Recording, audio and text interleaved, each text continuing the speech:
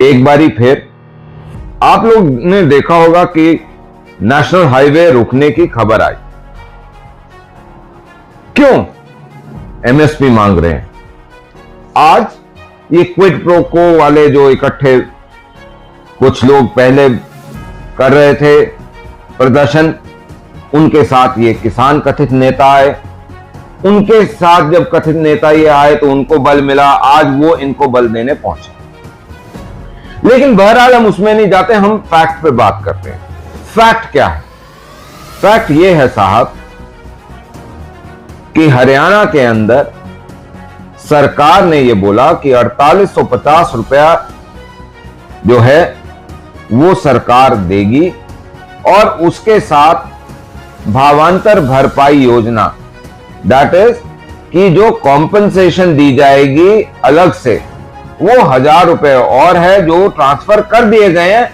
और वो भी ये नहीं है कि वो 1000 रुपया फाइनल पेमेंट है, वो 1000 रुपया एक एडहॉक पेमेंट है जिसको और बढ़ाया जा सकता है। ये माननीय मुख्यमंत्री मनोहर लाल जी बोल चुके हैं। तो ये बन गया 5850 रुपए। पंजाब के अंदर वहीं पे 3500 से लेकर 4200 रुपए तक का रेट। जब हमने 4850 रुपए का रेट दिया, उस समय मार्केट के अंदर 4600 रुपए पे प्राइवेट एजेंसी खरीद रही। 4850 रुपए की अनाउंसमेंट होते ही प्राइवेट एजेंसी का रेट 4900 पहुंच गया। तो अब 1000 रुपया भी दे रहे हैं, 49 प्राइवेट ले रहा है, तो ये 5900 6900 रुपया पहुंच गया एकदम। और हम आखिरी तक, मुख्यमंत्री जी बोल चुके हैं कि हम एंड तक प्रोक्योर करते रहेंगे। अब सरकार का काम यह नहीं है कि वो सारा का सारा माल ही उठाती रहे, प्राइवेट एजेंसीज भी उठाती। जैसे जैसे बढ़ता जाएगा वैसे वैसे रेट उनको मिलता जाएगा। एक एमएसपी डिक्लेयर करी है और एमएसपी के अलावा जो भी बढ़ता है वो बढ़त उनके पास जाती है। सूरजमुखी की फसल कर्नाटक के अंदर 4077 रुपए है, वहीं पंजाब के अंदर लगभग 4000 रुपए एवरेज रेट, वहीं तमिलनाडु के अंदर 3550 रुपए है, वहीं महाराष्ट्र के अंदर 3840 रुपए है और गुजरात के अंदर 3975 है। हम 4850 बेस रेट को मान रहे हैं और उसके ऊपर 1000 रुपया दे रहे हैं अभी, वो भी अंतरिम है, वो भी अंतरिम। ये एक अंतरिम सहायता राशि है 1000 रुपए की, ये बढ़ेगी अभी। तो मैं ये पूछना चाहता हूं कि हर स्यापा हरियाणा में क्यों?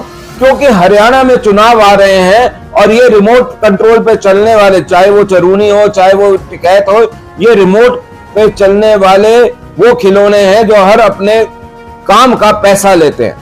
अब इनको कौन दे रहा है कौन नहीं दे रहा है ये आपको भी पता है और मेरे को भी पता है। मैं तो सुप्रीम कोर्ट से, माननीय सुप्रीम कोर्ट से ये गुहार लगाता हूं कि ये आपको पता है कि ये बार बार आके हाईवे रोकते हैं, सरकारों के ऊपर कानून की अनुपालना करने का प्रेशर होता है। तो साहब मैं आज आपसे ये गुहार लगाता हूं, चाहे वो पॉलिटिकल लीडर हो, चाहे वो ये किसी भी संघ का लीडर हो, चाहे वो ये किसान ने, उससे होने वाले नुकसान की भरपाई वो यूनियन करे, उस यूनियन के नेता करे और उनकी प्राइवेट प्रॉपर्टी इसके लिए कुर्की करनी चाहिए। उनके बच्चों का एसेट कुर्की होना चाहिए, क्योंकि उसका बेनिफिट जो वो लोग हैं अपनी नेतागिरी का बेनिफिट अपने बच्चों को भी दिलवाते हैं, उनको कॉन्ट्रैक्ट दिलवा के, उनको जमीनें सस्ती दिलवा के, उनको चीजें करके, तो उनका परिवार और उनके प्रियजन सारे इसकी भुगतान करें। वो पूरी बॉडी उस समय जो उस यूनियन के पदाधिकारी हैं उन सबके ऊपर से पैसा लिया जाए जो नुकसान हो,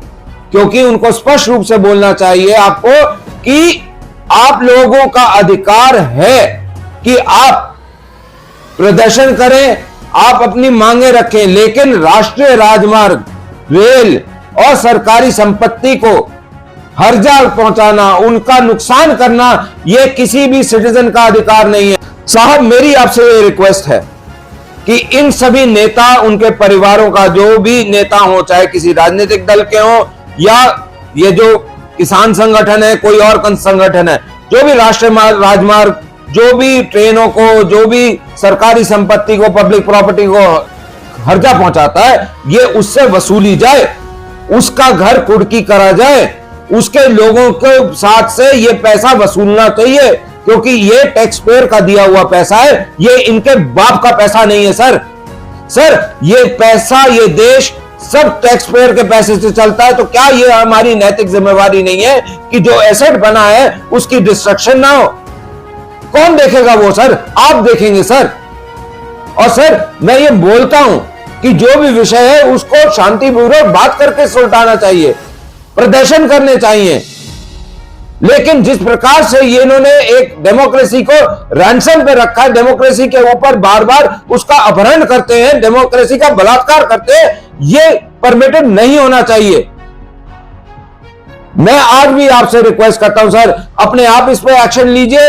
और दूसरा मेरा रिक्वेस्ट सभी किसान भाइयों से है कि सरकार आपके साथ है, सरकार जो मैक्सिमम हो सकता है वो करती है, लेकिन ये नेता अपने आप कितने रईस है, कम से कम ये तो जाके देखो, और ये कितना तुम्हारे को खाते हैं ये भी देखो, ये कितना तुम्हारे ऊपर परजीवी बनके तुम्हारा खून चूसते हैं वो भी देखो। मैं एक चीज बार बार आपको बोलता हूं कि पिछले 10 सालों में और उससे पहले की सरकारों के लिए आप अपने आप 10 मानक बना लो और उन 10 मानकों को विभिन्न चैनलों को दे दो। वो चैनल डिसाइड कर ले, स्टडी करके, रिसर्च करके कि क्या क्या हुआ, और एक प्रोग्राम आपके सामने रख दे, आपको पता लग जाएगा कि सरकार ने आपके लिए कितना काम करा है। ये नरेंद्र मोदी जी की सरकार है, मनोहर लाल जी की सरकार है, किसानों के लिए जीती और मरती है। ये उनकी नहीं है जो 2-2, 4-4, 5-5 रुपए के चेक देते थे। तो भाइयों अपना बेनिफिट सोचो, और ये जो आपका मूर्ख बनाते हैं इनसे बचो। अगर आपको ये वीडियो पसंद आई हो तो इसको जरूर लाइक करें, इसको शेयर करें, इस चैनल को सब्सक्राइब करें